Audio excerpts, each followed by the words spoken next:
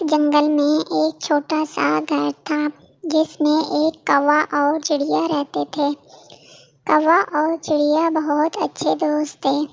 ایک دن ان کے پاس کھانے کی ساری چیزیں ختم ہو گئی تھی تو چڑیا کوے سے بولی، کوے بھیا مجھے بہت بھوک لگی اور گھر میں کھانے کے لیے کچھ بھی نہیں ہے۔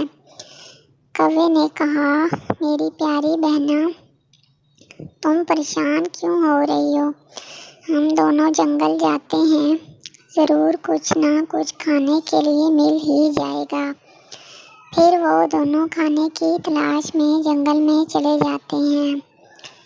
کوا ادھر ادھر بہت تلاش کرتا ہے لیکن اس کو کھانے کے لیے کچھ بھی نہیں ملتا۔ ادھر چڑیا کو ایک سیب ملتا ہے جس کو دیکھ کر چڑیا بہت خوش ہوتی ہے۔ وہ سیب لے کر کوے کے پاس آتی ہے اور کہتی ہے، کوے بھیا یہ دیکھو مجھے کیا ملا۔ کوا کہتا ہے، چلو اچھا ہوا تمہیں کچھ تو ملا، مجھے تو کوئی کھانے کی چیز نہیں ملی۔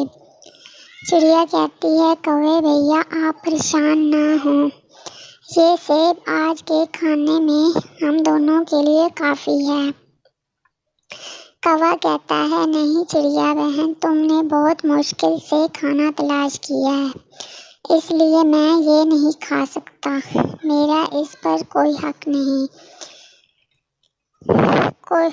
چڑیا کہتی ہے، کوے بھیا آپ ایسا کیوں کہہ رہے ہو؟ ہم تو ہمیشہ سے ہر چیز مل کر کھاتے ہیں، آج بھی ہم مل کر ہی کھائیں گے۔ ویسے بھی ہمیں کھانے پینے کی ہر چیز ایک دوسرے سے شیئر کرنی چاہیے، شیئر کرنے سے برکت بڑھتی ہے اور اللہ تعالیٰ خوش ہوتے ہیں۔ کوے نے کہا، ٹھیک ہے میری دادی ماں، آپ ہو چھوٹی سی لیکن باتیں دادی اماں والی کرتی ہو۔